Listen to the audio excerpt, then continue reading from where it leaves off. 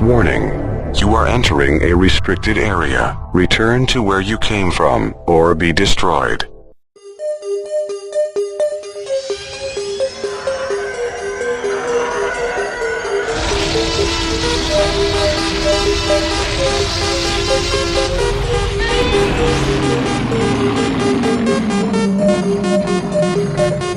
You're heading your way towards the useless nerdy knowledge. Please do not go any further. If you will not comply, you will hear a nerd ramble. Nerd alert! Get those nerds! Nerds! Nerds! Nerds! Exterminate! Go ahead, make my day. Bazinga! I'll be back.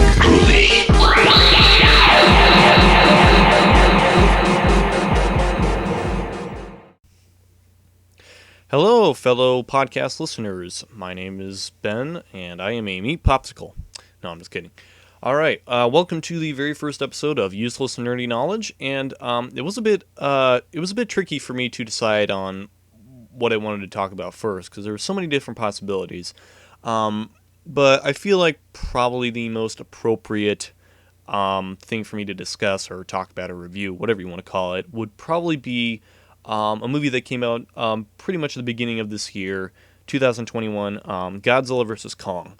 Now, as some of you probably already know, I am a huge Godzilla fan, and if you see by my Godzilla addiction video that you'll see on my channel, is that I watched the very first ever Godzilla and King Kong movie I ever watched was King Kong vs. Godzilla from 1962. Well, technically this was the 1963 American release, but anyway, this was one that I watched a lot as a kid. As I mentioned before in the video, I would remember getting up after the movie was completely over and just watched it over and over and over again. Like, seriously, it was just that great of a movie for me as a kid. It was just really amazing to see two of the most famous, most popular, and biggest, toughest monsters to ever exist to fight each other. And it's hard to believe that that movie in particular was both Godzilla and Kong's third movie, and it was also the first time both of them appeared in color.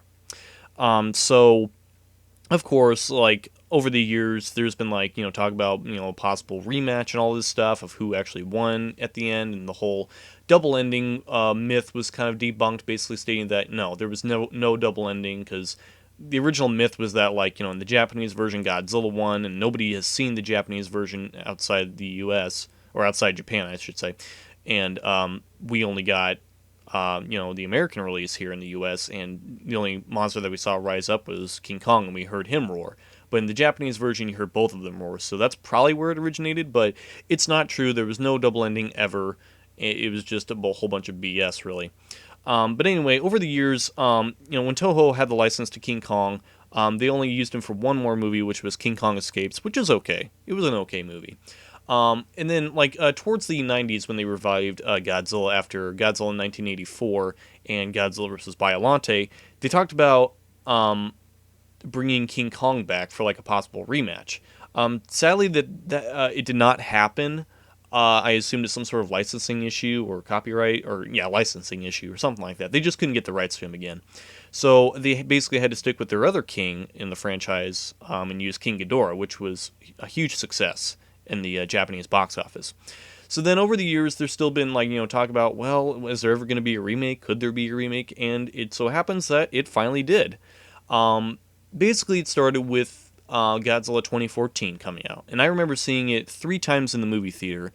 And, of course, when I first saw it in the theaters, nobody knew what to expect, really. And when I first saw it in theaters, it was awesome. Yeah, that movie was definitely made for a movie theater. Of course, looking back on the 2014 movie now, it's critically not that great of a movie. There's not that much of Godzilla. There's so many cutaways, and the acting in it isn't as good. Not a whole lot of it is great, of course. It's meant to be more of a drama where, you're focused on the humans a bit more, but you still see some monsters in the background. Of course, when you're a kaiju fan, you want to see these monsters. That's kind of the whole reason why you went to a Godzilla movie. And I get, all the Godzilla movies have human plot in it. Yeah, I get that. But this movie, I feel like, really toned down the Godzilla a bit much, because I think there was, I want to say there was like 11 minutes of Godzilla footage only, which is a bit disappointing. But yeah, but still, surprisingly, did a whole lot better than the 1998 Godzilla remake, because nobody liked that movie. It was like far from Godzilla as possible, and people hated it. I mean, it did successful at the box office, and it was very over promotionalized, I guess I want to say, or over, yeah, basically that. Because there was marketing everywhere, toys and billboards everywhere in New York, you name it. But for Godzilla, there wasn't as much, but it was still, a big hype, especially for kaiju fans. And basically, people were waiting to see what it was like, and once we saw it, some people were disappointed, some people still liked it. I think Rotten Tomatoes gave it a very positive score, basically. But other than that, I think the movie is not really great. I mean, it's okay, honestly. It's okay, but it's not great. It could be better. And then eventually, after the film was released, they decided to basically make it a connected universe and dubbed the MonsterVerse, which of course makes sense because so many of these other properties now in the movie industry are doing this. Because it all started with, I want to say Freddy vs. Jason kind of started with it at first. And then it went off towards, the Marvel Universe with Iron Man, and then the Incredible Hulk, Thor, and then Captain America, and then finally to the Avengers, and then a whole bunch of these other different Marvel properties started to join together with, and then eventually went down to Infinity War and Endgame, and, all that stuff. So then eventually, after the movie came out in 2014 of Godzilla, they decided to confirm that the next connected movie in the MonsterVerse would be Kong Skull Island. And that came out, I believe, March 10th of 2017. And it was actually not that bad. It could have been a bit better, but it was actually not too bad. It was fun to watch, really. It had, and there was also kind of an interesting connection with the MonsterVerse cast of how you saw Marvel actors from Marvel movies or MCU movies into these MonsterVerse movies. Like first, it started off with. Bryan Cranston in the first 2014 Godzilla movie was great, and then he was killed off. It was really disappointing. Then we're left with the guy who played as Quicksilver to be a blank piece of wood, because his acting was not that great. And then we got Elizabeth Olsen, who was the Scarlet Witch. And then in Kong Skull Island, we got Samuel L. Jackson, and it's interesting for him to be in something like that. Then you get Tom Hiddleston and Brie Larson in there. And then you got John Goodman, which is an interesting choice. And then you got, I forget the name of him, I apologize, but basically the guy from, who played, dang it, I cannot remember his name, but, the guy who voiced Wreck-It Ralph and has appeared in a whole bunch of other movies. Yeah, the guy who was the guy who was in World War II, basically, survived on the island. Anyway, so basically, it shows a whole flashback of him landing on Skull Island unknowingly in World War II with a Japanese guy, and they tried to kill each other, but then eventually they explain in the movie they were allies and all that, learn to be friends, blah blah blah. So then basically it shows of how Kong is the king of this island. He's the only one there. Fights these new monsters called the Skull Crawlers. Oh, I didn't even mention the Mutos in the 2014 Godzilla film, but they were basically a pretty unique monster, a bit of a dumb name, but unique because they had an electromagnetic pulse, which basically shut every possible thing of electricity down. Skull Crawlers, nothing much to them. They just only have two legs. They're sort of lizardy, dinosaur-like creatures, and I believe they were based off of Cubone from Pokemon because of the skulls on their heads. But anyway, so that was the next in the MonsterVerse. And I guess I should say that there are spoiler alerts ahead, just so you know. And there was a post-credits scene. It was pretty good. And then next came in 2019 of May 31st, 2019. Sadly, in the box office, it did not do well, especially critically. It did not do well. Of Godzilla King of the Monsters, mainly because of Avengers Endgame. I mean, let's be clear here. Avengers Endgame stole the whole box office thing of that year. But, of course, Godzilla was kind of taking a little bit backseat. I want to say probably second place, maybe. But I still saw it, of course. I was really hyped to see it, and it was great to see in the theaters. All the booming sounds and loud roars. It was amazing. It was really amazing. I don't care what the critics say. I don't care what they give on Rotten Tomatoes. I liked it. It was really fun to watch. There was a lot more monster action.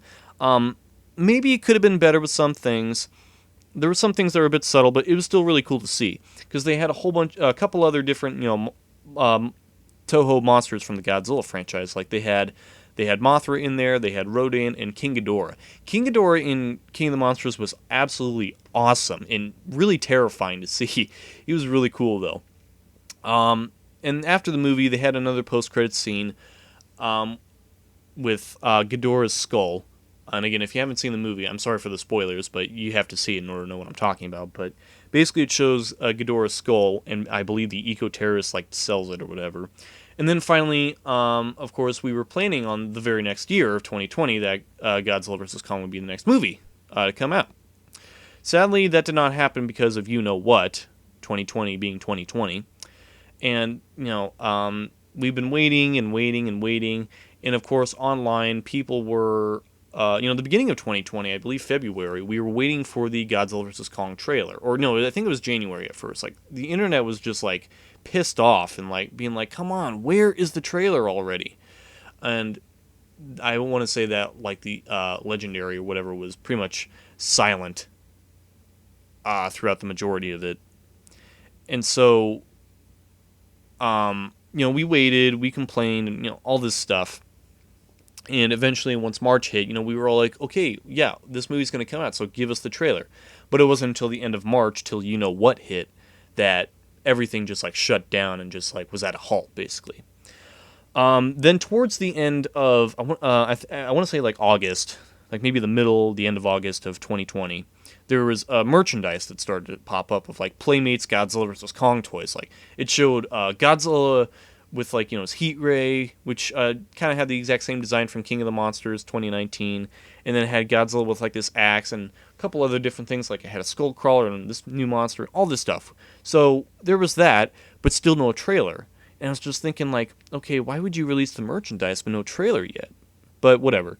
Eventually, once 2021 rolled around I believe January 21st, the trailer finally came out, and we were happy. Finally, the internet could rest easy at knowing that the Godzilla vs. Kong trailer was finally released. And it was awesome. I was super stoked and excited to see this. I was hyped as hell.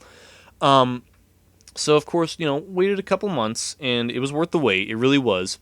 The only thing that kind of bothered me was that, in other countries or whatever, across the world, I think only certain countries, that they were only able to see it on a Friday. But for us in the U.S., for some stupid reason, we were given a week delay, and it was on a Wednesday, which really confused me. First of all, I was thinking, okay, why did it have to be delayed by a week here in only the U.S. and not in the other countries? And two, why was it on a Wednesday? Why couldn't it be on a Friday when people have more time? But whatever, it's on a Wednesday, so whatever. I had my King Kong vs. Godzilla t-shirt on, of course. Went to the movie theaters as soon as I could. Went to the first showing, or, well, not the first showing, but, the showing that I was, able to get to, whatever.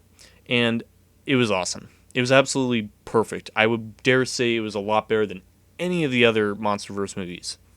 So I'll just kind of give a brief summary or analysis, and then basically my own opinion, review, whatever. Basically, it shows that after Kong has been, I guess, captured or contained in Skull Island, there's only been one native girl, Gina, who's basically deaf and communicates with Kong. Basically, Kong is the last of his kind. Gia is the last of her kind because she is the last of the Skull Islanders. There was a thing that they explained that, there was a terrible storm on Skull Island that killed all the Skull Islanders, wiped them out, and that Gia was the last of her kind, basically. And Kong was basically protecting her. So then, all of a sudden, Godzilla comes out and destroys all these Apex mechanics facilities and just basically destroys them for no apparent reason. Well, we think for no apparent reason. People are just well, why is he doing this? Nobody clearly knows why. So eventually, the Monarch, or whatever you want to call them, are thinking that, we need to use Kong to basically go to Hollow Earth to try and find, I guess, this whole source or whatever. And, the villain of this movie, I guess you want to say, of Apex or whatever, basically says, okay, this guy needs to bring Kong over here in order to get a certain supplement, or whatever you want to call it. And so they eventually get to, they try to transport Kong via boat, which of course makes sense. Like, how many times have you seen King Kong being transported on a boat? But again, I feel like that's kind of Kong's trademark way of getting from one place to another, really. But anyway, so basically there's that, and there's a really nice fight between Godzilla and Kong. But you can definitely tell that throughout this fight that Godzilla had the upper match because water is definitely Godzilla's aquatic nature, I guess you want to say. And Kong, of course, stood no chance if it weren't for the ships, the marine ships, or whatever you want to call them, to at least get Godzilla away from Kong. And then, of course, they thought, well, we were kind of in Godzilla's tracks, and then they decided to transport Kong via helicopters in a giant net. Kind of a similar homage to King Kong Escapes, or I suppose King Kong vs. Godzilla, of how they transport him through the air. Eventually, they had him through, I want to say the South Pole, basically this really huge, bigger than Kong building facility, basically towards the Hollow Earth. Now, throughout the MonsterVerse, they mentioned that there's possible dinosaurs that millions of years ago, or during the atomic testings, whatever, in order to avoid them having be extinct, they basically dug underground, like underneath the Hollow Earth, basically towards the middle of Earth, whatever you want to call it. And so there was hints of that, and throughout the entire movie series, I just completely spaced it off, thinking I did not pay attention to that. It wasn't until when I recently watched Ghidorah the Three-Headed Monster from 1964 that they talked about that too, and I was just like, oh hey, well that's interesting.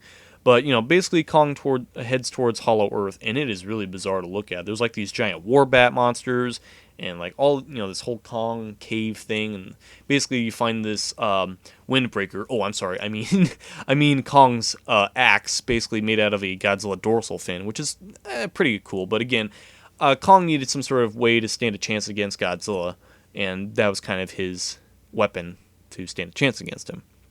So basically, there's that. And eventually, a huge spoiler alert, by the way. If you haven't heard the spoiler alert 2 times already in this video, spoiler alerts ahead.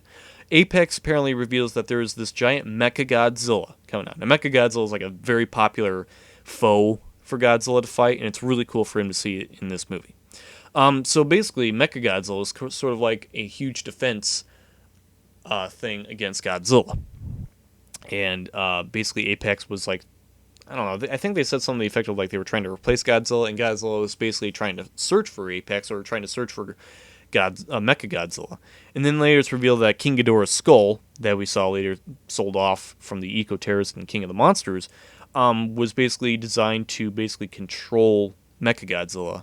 And I believe that makes sense because it's Godzilla tracked down King Ghidorah because of its I want to say animal instinct or whatever to hunt him down or whatever, and I believe that's kind of connected to Mechagodzilla in a way. Eventually, Mechagodzilla goes berserk. Well, that's not towards the end yet. Eventually, once Kong connects the axe to show a symbol or whatever, Godzilla while he's in the middle of attacking Hong Kong, Godzilla literally blasts a giant hole through the Hollow Earth, or to the Earth. And basically, that's where Kong climbs into the back up into into Hong Kong and fights Godzilla. And it's a bit cheesy, but how else would you get them to fight, really? But whatever, it doesn't matter because the whole entire fight at the end was absolutely awesome and entertaining as heck to watch. So it was a good fight there. I recommend you go see it. It's really amazing. Eventually, Mechagodzilla goes absolutely berserk, destroys Apex and the whole villain of that movie, and basically has the upper chance against Godzilla because he has so many weapons and all this stuff. But eventually, Kong is revived and is told that Mechagodzilla is the true enemy and not Godzilla. So eventually, Godzilla and Kong team up to destroy Mechagodzilla, and they succeed. And it was very great. So then eventually, Godzilla parts his ways with Kong and stops fighting him, and Godzilla just goes off into the ocean like he always does, and Kong basically heads back to his new home, the Hollow Earth, and that kind of ends the movie. But then, of course, there's the whole talk of what's to come next. I've heard all these different things that Son of Kong might be coming out, or Destroy All Monsters, or who knows. I really hope that the MonsterVerse series does continue because it's great. I feel like that throughout the movies, they kind of learn from their mistakes, learn from critical acclaim, and all these other different things. But it was still a great movie. The actors were pretty good. Millie Bobby Brown returned, and I forget who played as Mr. Russell, as Madison's father. He was in like the 2005 Peter Jackson King Kong. He was in the last movie of Godzilla King of the Monsters, and he was in this one. He was in two Kong movies and two Godzilla movies. He is one lucky actor right there. But anyway, so there's that, and also the kid from Deadpool 2 who played as Fire Fist, which is an interesting choice. Of course, like the acting in there, I think was fine. The characters are somewhat memorable, I want to say, but not as memorable to remember all their names. Like Madison, you'd probably remember, and then you'd remember Gia, who was the deaf kid. Other than that, there's not a whole lot else to say about this movie. It's just great, really. A bit cheesy, but of that Godzilla type of feel, I guess you want to say. Definitely has that Godzilla feel to it. And well, basically, it's just great to watch, really. Like for the fight scenes, it's great, and I guess I want to say that there's not a whole lot of Godzilla in this either, but that's completely fine, really, because that all pays off in the end with like the fights at the end. This was definitely more of a Kong movie than it was a Godzilla movie, even though Godzilla is pretty much it, but it was still fun to watch, really. Kong hasn't been in a whole lot of these MonsterVerse movies since Kong Skull Island, but it was still fun to watch. And I remember seeing it like basically twice in the theaters. I saw it by myself on March 31st, the day after my birthday, surprisingly. And I got to see it a second time with my dad, which was really fun to see. And it was really great to watch. It really was. And then, of course, once it was released on DVD and Blu-ray, I had to get it. Like that was just a no-brainer for me. Overall thoughts, it was really, really good. I want to say it was a lot better than King of the Monsters, but I just really hope that for the future of the MonsterVerse series, that it will continue. Whether they have more time to use Godzilla, or the licensing, or if they have the ability to use more Toho licensed characters, because that would be really cool. Like for maybe like the Gargantuas to show up, or maybe Titanosaurus or Gigan, or somebody. It'd be really cool, or even Destroy. I always heard like this rumor that Destroy would be in there, but so far not yet. So yeah, that's pretty much all I have to talk about for Godzilla vs. Kong, is that it was really good. And so yeah, that's pretty much what I want to talk about for this very first episode of Useless Nerdy Knowledge. So if you have any other suggestions that you want to have me talk about or anything like that, go ahead and at me on Twitter at BenWalker2001, or if this is on YouTube, then leave it in the comments to see what you want to recommend. Other than that, thank you very much for listening. If you did, go ahead and subscribe for more. I plan to do this hopefully weekly or bi-weekly, or even whenever I feel like doing more of these fun little podcasts, because honestly, this is not that bad to do. So thank you very much for listening, and hopefully I will see you in the next one.